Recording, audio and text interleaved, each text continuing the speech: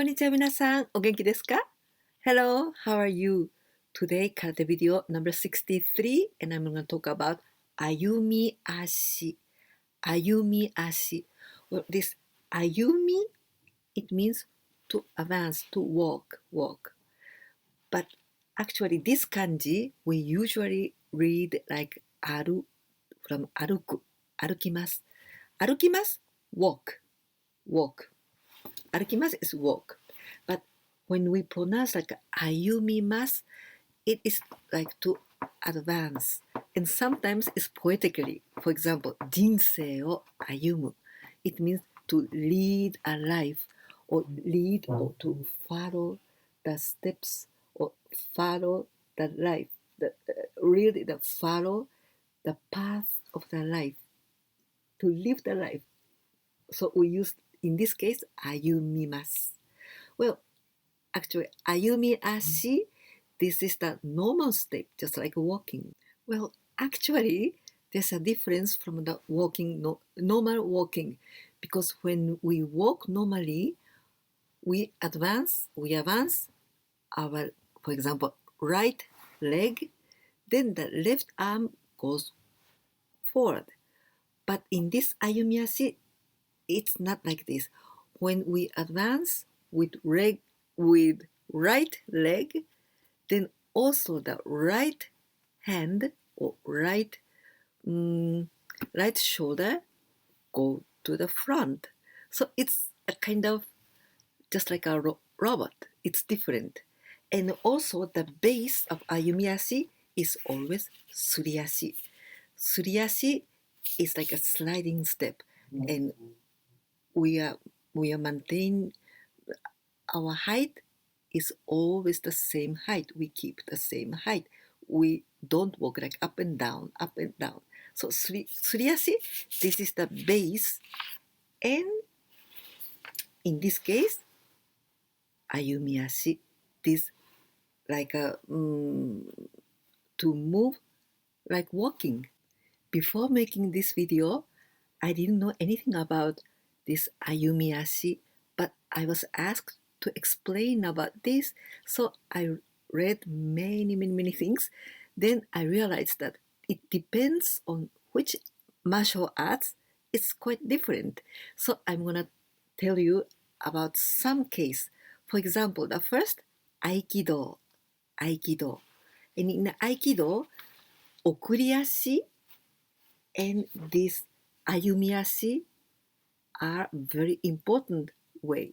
Okuriashi is like yoriashi. So let's imagine kamae in Aikido. Kamae, this means posture or stance.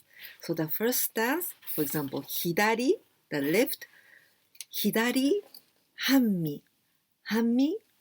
So hidari, hammi with left leg forward. So from this stance, we must move, we are going to do ayumi-ashi.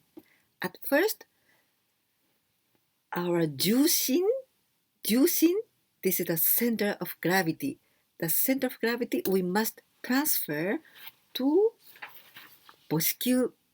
Well, boshikyu, this means this part in the, for example, boshikyu can be in our hands or feet. And boshikyu in the hands is here. The ball of the thumbs, this part. This is boshikyu. And in the case of feet, the ball of the toes.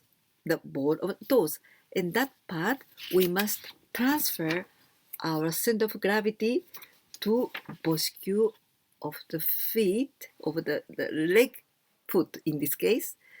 So we transfer, but we don't move like this. The same height.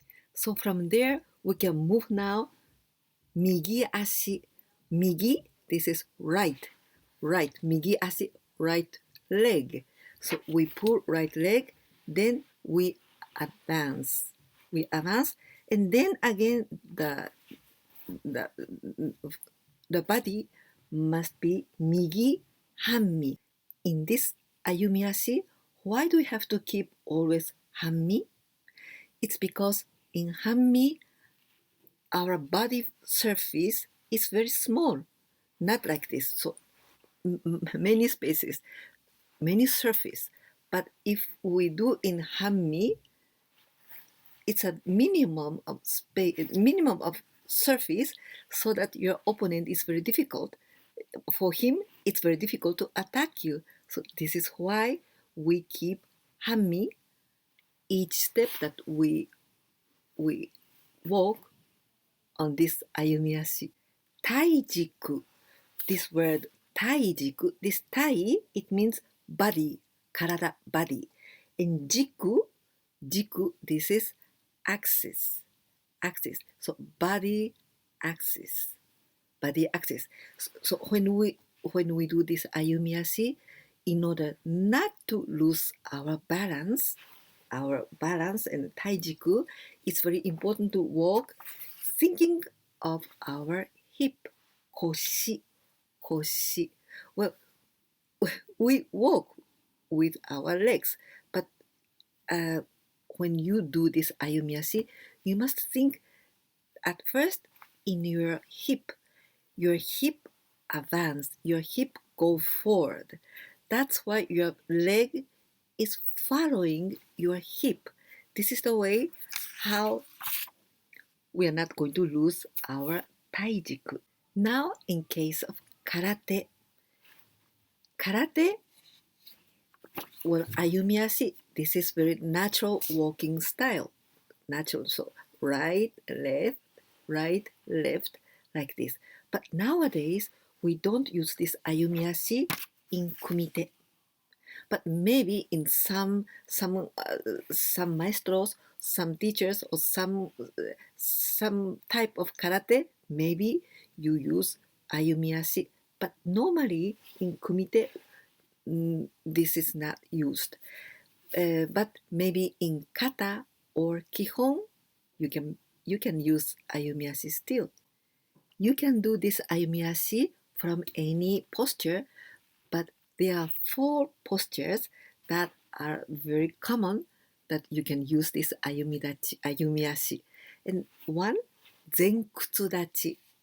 One of them, Zenkutsu-dachi.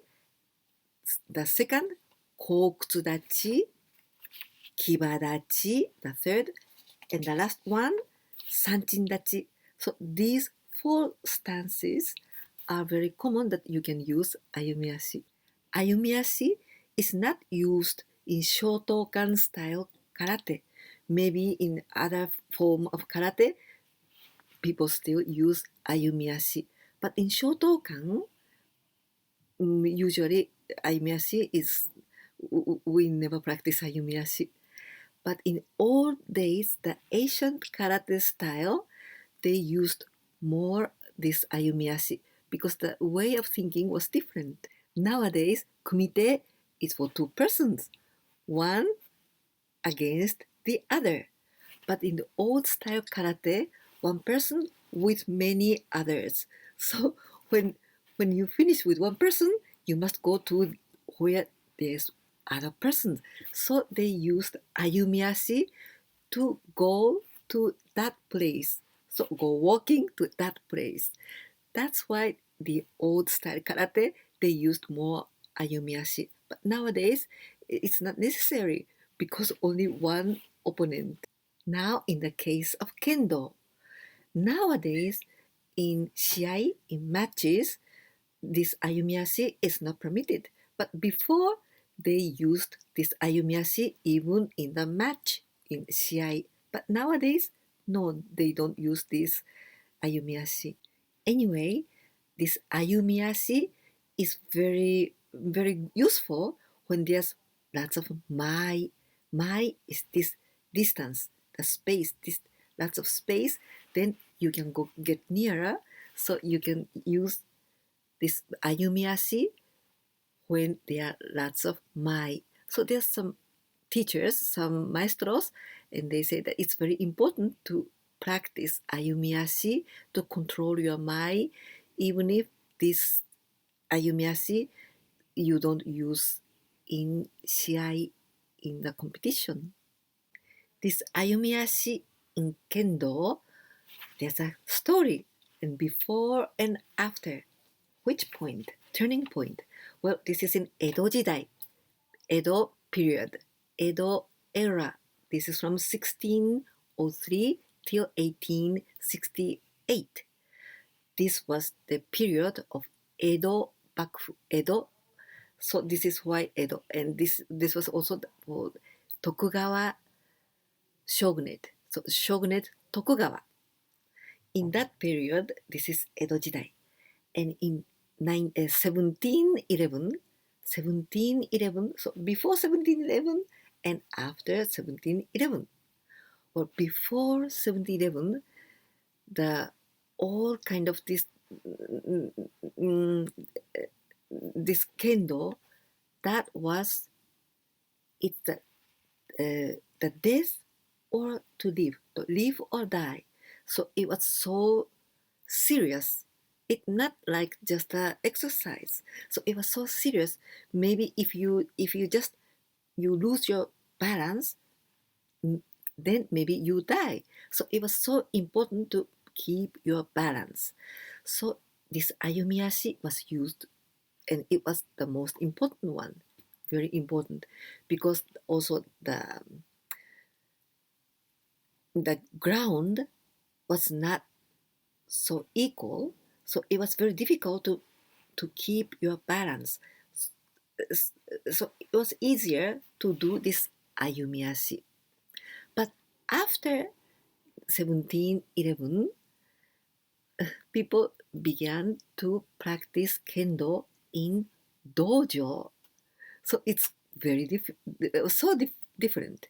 In dojo, people use all kind of protections, the masks, omen, and the protections here, and also the floor. The floor is so smooth. It's very so nice. It's so different from before. Then the people don't have to think about their balance, or they're gonna fall down. So you don't have to worry so much about it. So this is why Ayumi-ashi, it's not used so often like before. Then instead of Ayumi-ashi, now Okuri-ashi is used to control the space. So Okuri-ashi is now more important than Ayumi-ashi in Kendo. In the case of Judo, this Ayumi-ashi is used, but only to the front and to the backward. Mae, ushiro, only to the mae and ushiro. And in the case you want to go to the side, yoko, then it's better to use tsugi-ashi, much better than Ayumi-ashi. In Judo, this Ayumi-ashi, if you use to move to the other place, this is very difficult, too difficult for many people, and only very advanced persons can do this Ayumi-ashi in order to go to the other place. But usually this Ayumi-ashi is used when when you do some kind of technique, some kind of waza. In the same moment that you do waza, you use this Ayumi-ashi only one step like this.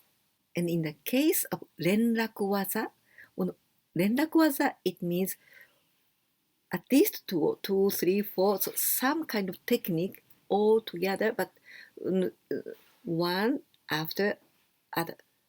One technique, other technique, the next one. So this continuously technique, this is renraku waza in Judo. In Karate, we say renzoku waza, but it's the same meaning. So the continuously, the one technique and the other one. And in this case, also Ayumi-ashi is used. Also in Naginata, this Ayumi-ashi is used. I hope I could help you understand something about Ayumi-ashi. Well, actually I didn't know it, so I had to study a lot to make this video. I hope you liked it.